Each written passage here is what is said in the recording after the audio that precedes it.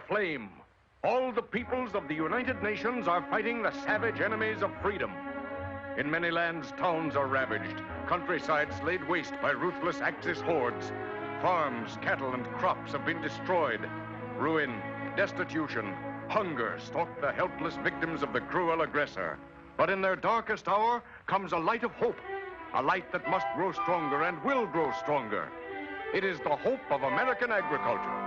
Though this nation must fight to keep invaders from its own shores, its farmlands are abundant, greater even than the areas of Norway, Sweden, Denmark, Spain, Portugal, France, Switzerland, Great Britain, Poland, Czechoslovakia, Belgium, Holland, Yugoslavia, and Greece. And spread over this vast land are the farmers, their wives and their children. 30 million, twice as many as the Axis has soldiers. Grim farmers with sleeves rolled up, ready for sacrifices. These embattled farmers are armed. Their weapons are the panzer forces of food's battle line, farm machinery, battalions of combines, regiments of trucks, divisions of corn pickers, potato diggers, planting machines, columns of milking machines, and all these machines kept in repair by farmers and their sons under the stress of war.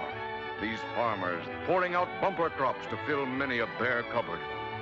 The farmer with his wheat crop for this year, 52,800,000,000 pounds of wheat. If all this wheat were made into flour, there'd be enough to snow under the entire German Panzer Army. Looks to me like another Russian winter. Or if all this flour had been baked into bread, there would be enough loaves to build an Egyptian pyramid, and another, and another, and another. Placed a mile apart, they'd stretch the length of the Suez Canal. Supposing this flour had been made into spaghetti. Look at the sweater you could knit. Just a snug fit for old Mother Earth. Corn, 2,850,000,000 bushels. If all this were grown into one huge ear, it would make a bridge from London to the Black Sea. And that hangs right over your head, Adolf.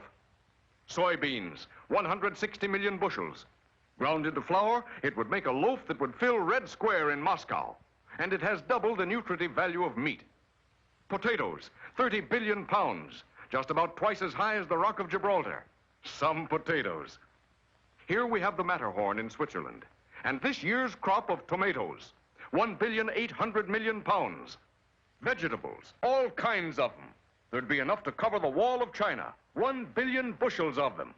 Yes, and we're producing vitamins and food concentrates packed with enough power to bowl over the Axis nation. That was vitamin X, boys, just to mark the spot.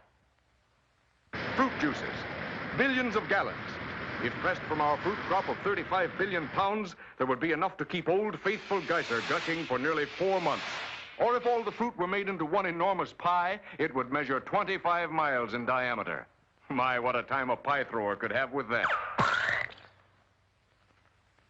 Milk, 125 billion pounds of it. If all this flowed over Niagara Falls in a steady stream, it would generate enough electricity to light every factory in New York for 1 hour. And besides, we'd have enough to give our children free milk with school lunches. Or should we turn this milk into butter? War-flooded fields of Holland could be reclaimed by dikes it would build. And if made into cheese, it would make a piece equivalent to this much of the moon. Just imagine a fire made from 4 volcanoes the size of Vesuvius, and a griddle 500 square miles in area. That's what it would take to broil the 30 billion pounds of meat American farms are producing. This little girl, grown plump on a diet of our 11 billion pounds of fats and oils, would outweigh 100 super dreadnoughts. And what's more, she'd black out all of Berlin. American hens are busy, too, laying 50 billion eggs. If all these were made into one huge fried egg, it would cover all the United States and Canada. And don't forget, we have enough bacon to go around it. And here come the pigs, 100 million strong. Just think of it. 2 pigs for every person in Great Britain and Ireland combined. Who's afraid of the big bad wolf? Not the farmer of the United States who works and sacrifices to fill the holds of victory ships. Ships turned out by men and women working night and day. Ships that must be fought through dark oceans where submarines lurk.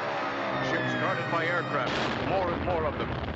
Ships protected by the blasting fire of men of war. Ships loaded with food for freedom, produced, fought through, and delivered to all who fight. for the freedom of speech, freedom of worship, freedom from want, freedom from fear. Under this insignia is shipped food that will win the war.